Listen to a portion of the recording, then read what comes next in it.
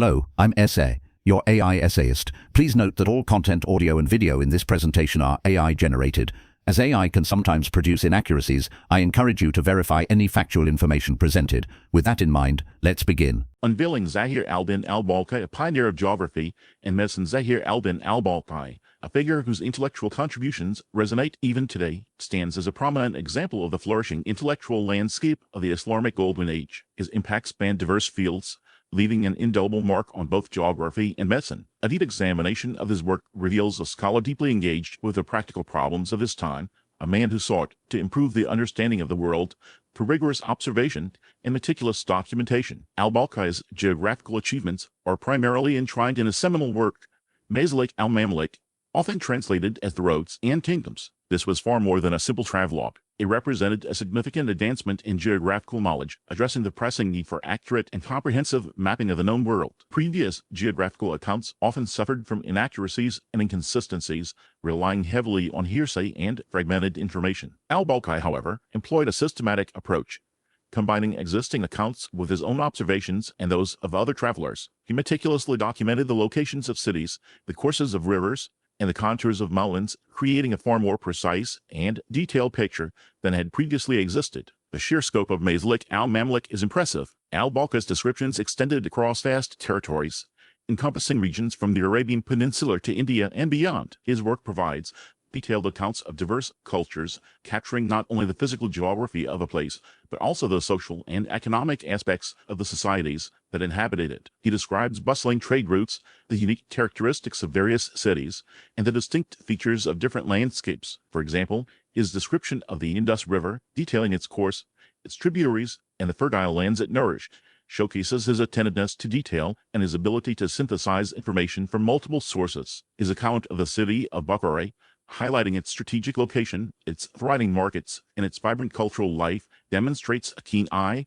for observation and an appreciation for the complexities of urban life. These detailed descriptions were crucial for trade, governance, and a wider comprehension of the world's interconnectedness. In the realm of medicine, al-Balkhi's contributions are equally significant. His Taqwim al-Siha, meaning the Rectification of Health, offers valuable insight into the medical practices of his era. This work addressed prevalent health concerns, providing detailed descriptions of symptoms, diagnoses, and treatments for a range of diseases. Al-Balkhi's methodology was grounded in careful clinical observation, a testament to his commitment to empirical evidence. He relied extensively on herbal remedies, detailing the medicinal properties of various plants and their applications in treating different ailments. His descriptions of specific herbal remedies, outlining their preparation and administration, provide a tangible illustration of his medical expertise. For instance, his detailed account of the use of certain plants in treating digestive disorders or his description of medicinal plants used to alleviate respiratory ailments showcases his practical application of herbal medicine, illustrating the intersection of botany and medical practice at the time. His work is a valuable resource for understanding the evolution of medical thought and practice. The immediate impact of al-Balkhi's work was substantial. Masalik al-Mamalik served as a crucial reference for subsequent geographers and travelers, providing a more accurate and comprehensive understanding of the world's geography. Its detailed descriptions of trade routes facilitated commerce, while its accounts of different cultures fostered intercultural understanding. Similarly, Taqwim al-Siha became a valuable resource for physicians, providing practical guidance in the diagnosis and treatment of diseases. The detailed descriptions of herbal remedies contributed to the development of herbal medicine, while his emphasis on clinical observation advanced medical methodology. While pinpointing every direct influence on al-Balkhi requires further research into primary sources, examining the geographical and medical knowledge prevalent during his time reveals the rich intellectual heritage he drew upon. The geographical accounts of earlier travelers and scholars, combined with advancements in cartography, undoubtedly informed his work. Similarly, his medical knowledge was likely shaped by the established medical traditions of his time, including the works of earlier physicians and the ongoing development of herbal medicine. This foundation, however, was built upon by his own meticulous observations and systematic approach. The precise nature of these influences and the specific individuals involved necessitate further investigation into the primary sources available. Al-Balkhi's legacy extends far beyond his immediate impact. His geographical descriptions continue to inform maps and geographical texts for centuries. His medical observations contributed to the ongoing development of herbal medicine and medical practice. The meticulous nature of his work His commitment to empirical evidence and his systematic approach to data gathering established him as a pivotal figure in the history of both geography and medicine. His work stands as a testament to the intellectual achievements of the Islamic Golden Age, demonstrating the profound impact of a scholar dedicated to expanding human knowledge. His lasting influence on subsequent scholarship forms the foundation for a deeper analysis in the sections to follow. The intellectual framework established by Zahir al-Balkhi provided a powerful new lens through which to view the world, one grounded in systematic organization and empirical data. This approach found its most profound expression in his contributions to the field of geography, moving beyond the received wisdom of classical texts and the often anecdotal accounts of his predecessors.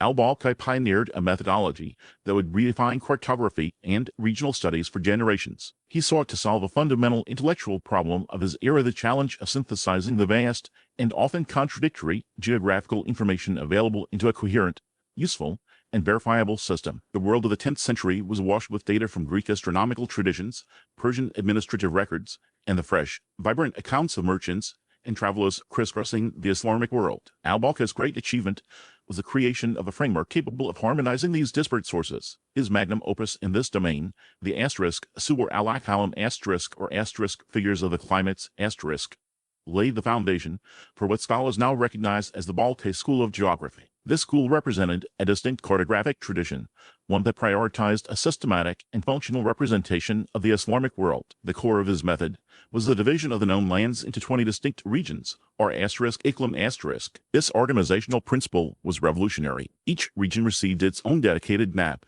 accompanied by detailed textual description. This modular approach allowed for a level of focus and clarity that was previously unattainable in more sprawling, encyclopedic works. The system provided a clear solution to the problem of information overload, enabling a geographer to present a comprehensive worldview without sacrificing regional specificity. Al-Balkhi's methodology for compiling the information for each *** was rigorous and multifaceted. He was a master synthesizer, drawing heavily upon the foundational work of earlier geographers. The administrative precision found in the 9th century * Book of Roads and Kingdoms * by Ibn Qutb, with its detailed itineraries and tax revenues, certainly informed al-Balkhi's understanding of the economic and political landscape. Furthermore, historical sources indicate his reliance on the now-lost geographical works of his contemporary, the Samanid Vizier Abu Zayd al-Jaharni, whose access to state archives and traveler reports would have been unparalleled. Al-Balkhi assimilated this wealth of existing knowledge,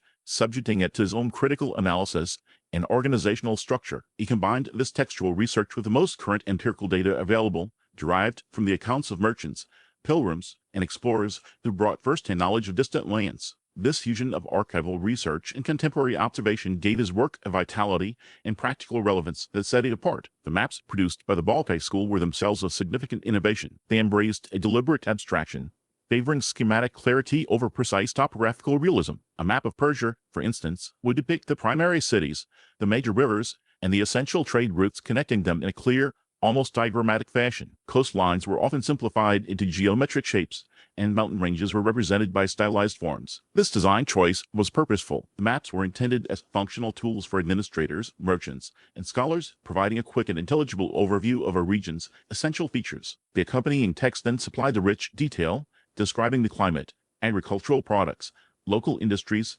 cultural customs, and distances between settlements. For a merchant planning a caravan route or a governor assessing regional resources, this combination of a clear visual guide and a detailed descriptive text was immensely practical. The immediate impact of al-Balkhi's geographical system is best understood through the preservation and evolution of his work by his direct intellectual heirs. Curiously, al-Balkhi's original Sur al-Kalam has been lost to history. Its contents and its profound influence, however, are known to us with certainty through the works of two prominent geographers who explicitly build upon his foundation. The first was Abu Ishaq al-Sakri, who, in the mid-10th century, took al-Balkhi's work and produced a revised and expanded version. Al-Sakri retained the fundamental structure of the 20 *** and the map plus text format, attesting to the power and utility of the original design. He refined the maps and updated the textual information, ensuring the framework remained current. Following al-Sakri, the traveler and geographer Ibn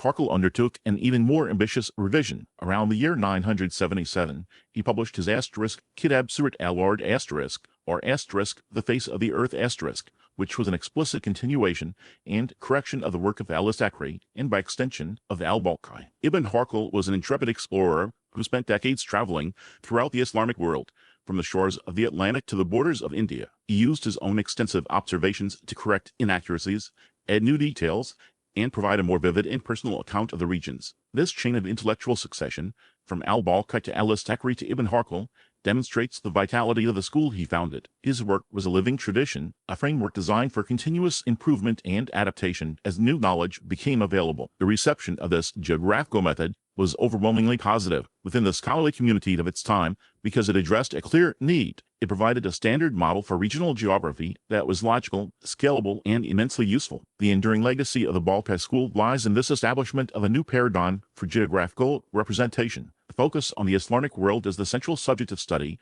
the integration of maps and text into a single cohesive unit, and a systematic regional approach influenced geographical thought for centuries, while later cartographers in other traditions would pursue greater mathematical precision and topographical detail. The functional clarity and organizational genius of al-Balkhi system remain a landmark achievement in the history of human efforts to understand and map the world. His meticulous and orderly mind, so adept at structuring the vastness of the physical world, also turned its attention inward toward the complex systems that govern human health and well-being. The same meticulous and orderly mind that brought structure to the vastness of the physical world also turned its attention inward toward the complex systems that govern human health and well-being. Abu Zayd al-Balkhi's intellectual journey led him from the contours of the earth to the constitution of the human body, culminating in significant contributions to the field of medicine. His work in this domain, particularly the treatise known as Taqwim al-Siha, or the Rectification of Health, reveals a physician deeply committed to a systematic and preventative approach. This text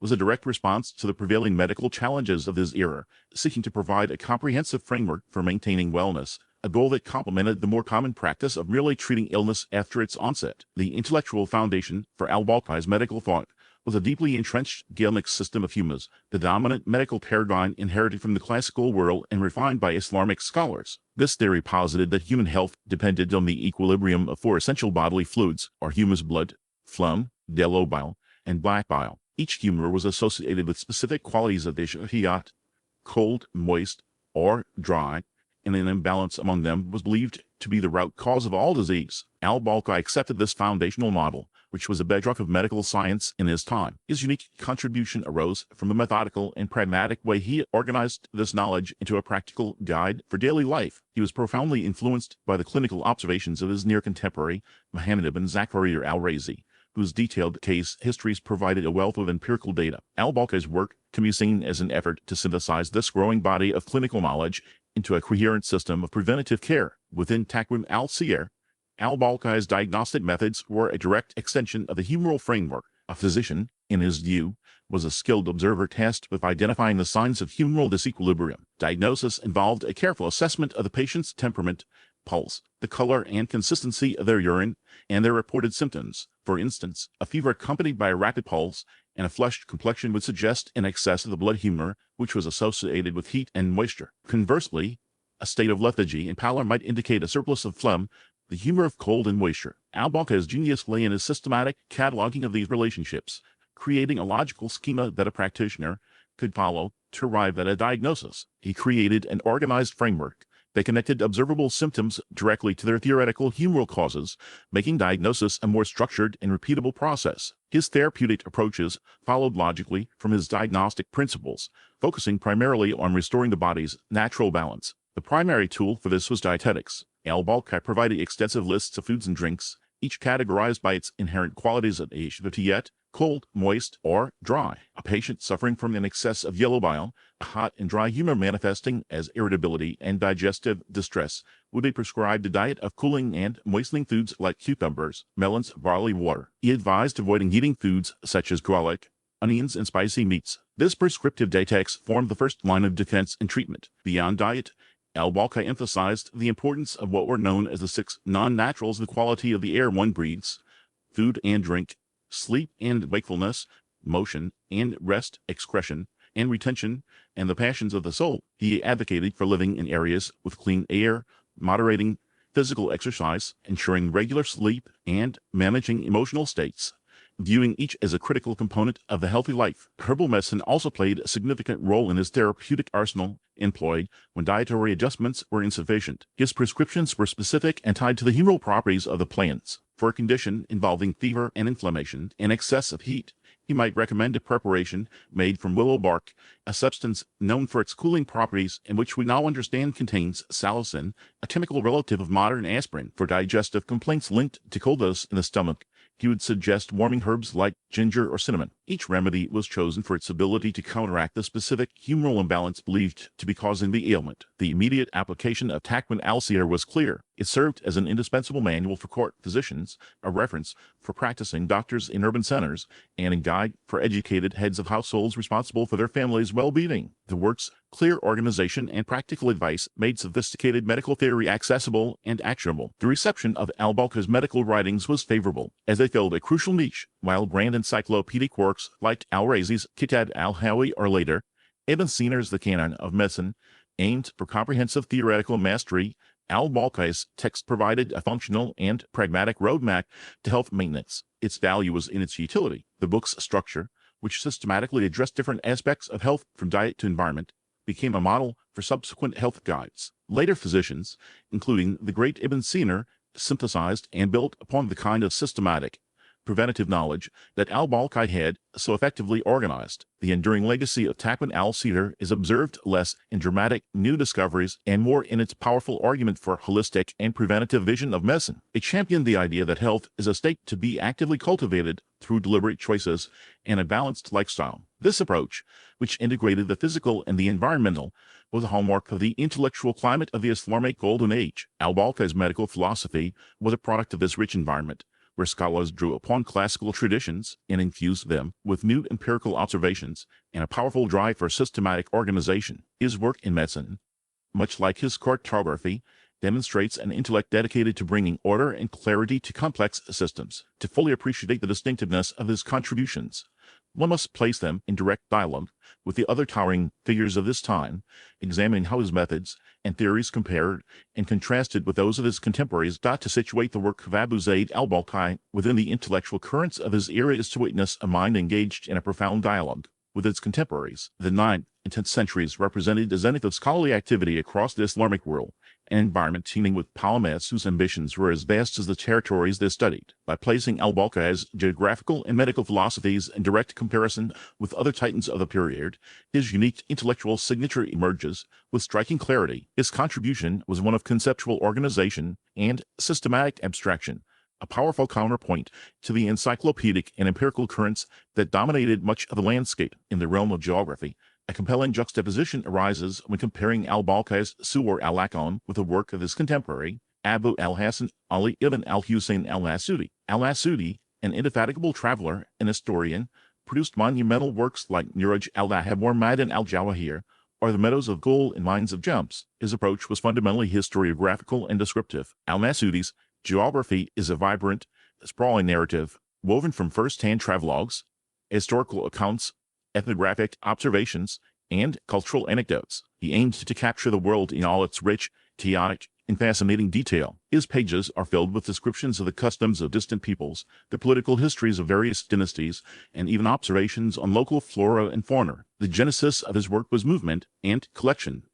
Its purpose was to create a comprehensive portrait of human experience across space and time. Al-Balkhi's project pursued a different objective entirely. His work, which founded the cartographic tradition known as the Balkhi school, was an exercise in systematic abstraction. He inherited the mathematical framework of Ptolemaic geography with its system of climes or akalum, yet he radically simplified and repurposed it. His atlas presents a world distilled into its essential schematic form. Each map, dedicated to a specific region, deliberately omits extraneous detail in favor of clarity and functionalism. The focus is on the relative positions of cities, the courses of rivers, and the delineation of political boundaries. It is a visual system designed for legibility and reproducibility. While al-Masudi offers a story, al-Balkhi provides a diagram. One travels through al-Masudi's world as a curious visitor, absorbing its textures and tales. One navigates al-Balkhi's world as an administrator or a strategist, understanding its structure and organization at a glance. The divergent methodologies produced two distinct streams of influence. Al-Masudi's encyclopedic style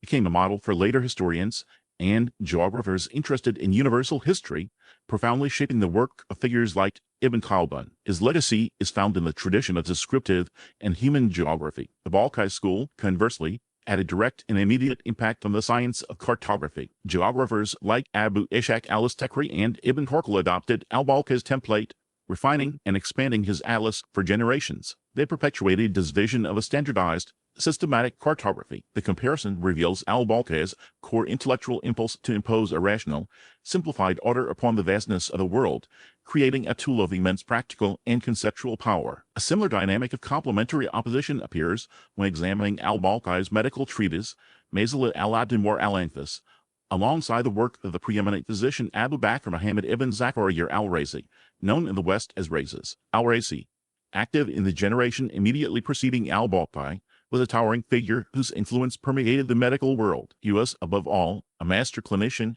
and an unwavering empiricist. His magnum opus, the Kitab al-Hawaii al-Tib, or the Comprehensive Book on Medicine, is a colossal repository of clinical knowledge. It compiles decades of his own case notes from the hospitals of Ray and Baghdad, alongside critical commentaries on Greek, Persian, and Indian medical authorities. Al-Razi's genius lay in his meticulous observation and his pioneering use of differential diagnosis. His treatise on smallpox and measles, for instance, provided the first clear clinical distinction between the two diseases, a landmark achievement based entirely on careful, repeated observation of patients. His work was a manual for the practicing physician, grounded in the concrete realities of the sick. Al-Balkhi's medical contribution, while also drawing from the Gaelic tradition, charted a profoundly different course. His Masalik al-Adimwar al-Anfas, or Sustenance for the Body and Soul, is a work of medical philosophy and preventative health. Its most revolutionary aspect is its structure. The text is deliberately divided into two equal parts, one for the health of the body and the other for the health of vessel. While al-Razi perfected the diagnosis of somatic disease, al-Balkhi pioneered the systematic exploration of psychological health. He provided a taxonomy of psychological afflictions, what he termed al-Tib al-Ruhani, or spiritual medicine. He described conditions we would recognize today as anxiety, depression, and obsessive-compulsive disorders, which he called waswas al-Qari. His therapeutic approach was equally groundbreaking. For afflictions of the mind, he proposed techniques that are precursors to modern cognitive therapy. He advocated for the use of internal monologue, or talking to oneself, to challenge and reframe negative and obsessive thoughts. He discussed exposure therapy for phobias and emphasized the importance of maintaining a balance between hope and fear for overall mental well-being. This was a conceptual leap. While al-Razi was focused on identifying and curing the pathogen, al-Balkhi was focused on cultivating and maintaining the holistic health of the person. Al-Razi's work provided the tools for the physician's practice. Al-Balkhi has provided a framework for the individual's life. The reception of their works reflects these differences. Al-Razi's clinical texts became foundational to medical education in both the Islamic world and Europe for centuries, his influence direct and pervasive. Al-Balkhi's treatise on psychosomatic health was more of a philosophical outlier. Its explicit integration of mental and physical well-being was an idea of profound originality, a conceptual seed that was perhaps too advanced to blossom into a full-fledged clinical school in its own time. Yet, it stands as a testament to an alternative vision of medicine, one that saw the human being as an integrated whole. In both geography and medicine, therefore, al-Balkhi's contemporaries excelled in empirical collection and detailed description. Al-Nasudi gathered the world's stories, and al-Razi cataloged its diseases. Al-Balkhi's genius was of a different order. He was an architect of ideas, a synthesizer who sought to create elegant, underlying systems. He provided a rationalized structure for viewing the globe and a unified framework for understanding human health. This consistent intellectual approach,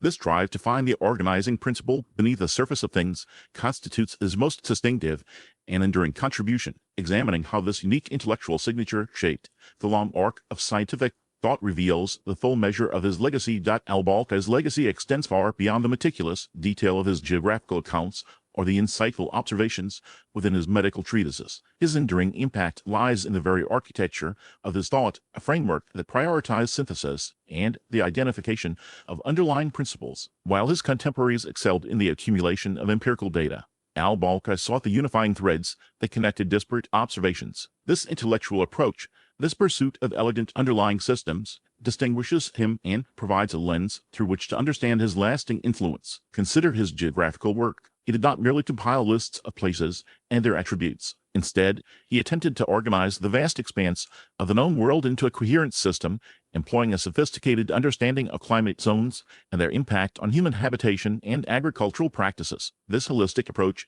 a departure from purely descriptive geography, anticipated later developments in environmental geography and human-environment interaction studies. The precise methods he used to delineate climate zones, possibly involving detailed analysis of prevailing winds, rainfall patterns, and vegetation, unfortunately remain largely unknown. However, the influence of his systematic approach is clear in later geographical works, particularly those that sought to integrate environmental factors into their descriptions. For example, the later work of Ibn Battuta, though focused on travelogue, shows echoes of al-Balkhi's systematic approach to geographical organization. While Ibn Battuta focused on a different aspect of geography, the experiential, his meticulous recording of environmental details across vast distances suggests that al-Balkhi's earlier emphasis on the interconnectedness of place and environment. Similarly, in Meson, al-Balkhi's contribution transcends simple observation. He did not merely catalog diseases, he sought to understand their origins, their progression,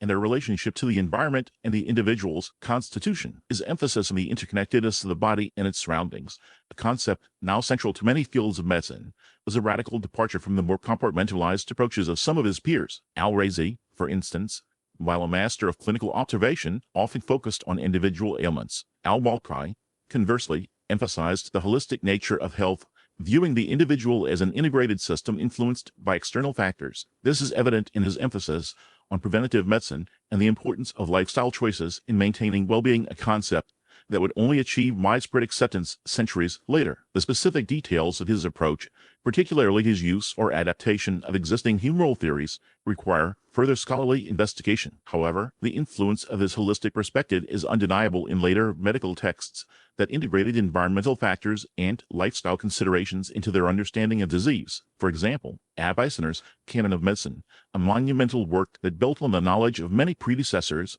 clearly shows the influence of al-Balkhi's holistic approach in its emphasis on the relationship between the body and its environment. The direct influence of al-Balkhi's work on specific individuals is difficult to definitively trace. Scholarly records from that era often lack the detailed attribution that modern scholarship takes for granted. Yet, the indirect influence is profound. His emphasis on systematic organization and the search for underlying principles became a hallmark of future scientific endeavors. The very act of seeking unifying theories, of attempting to construct coherent systems from seemingly disparate observations, is a testament to al-Balkhi's enduring legacy. His intellectual style, characterized by a pursuit of underlying order and the integration of diverse knowledge, became a model for subsequent generations of scientists and scholars. The legacy of al-Balkhi is not merely one of specific discoveries or inventions. It is a legacy of intellectual approach, a testament to the power of synthesis and the enduring value of seeking underlying principles. His work serves as a reminder that the most significant contributions to knowledge often lie not in the accumulation of isolated facts, but in the creation of elegant, unifying frameworks that illuminate the interconnectedness of seemingly disparate phenomena. His unique intellectual signature, a blend of meticulous observation and a drive to synthesize diverse knowledge into coherent systems, continues to resonate in modern scientific inquiry, demonstrating the lasting power of his contributions. His work stands as a powerful example of the enduring value of intellectual synthesis and the pursuit of underlying order in the face of complexity. This, more than any specific discovery or detailed account, is the true measure of Zahir al-Din al-Balkhi's lasting influence. His legacy is not merely a collection of facts, but a testament to a particular way of seeing the world, a way of thinking that continues to inspire scholars today. We really appreciate you tuning in to this AI-powered presentation. Our goal is to push the boundaries of AI in content creation, and your input is invaluable. If there's a particular subject you'd like to see us tackle next, or if you have suggestions on how we could fine-tune our AI's creative prompts, please don't hesitate to leave your ideas in the comments section. We're excited to bring you more unique content very soon.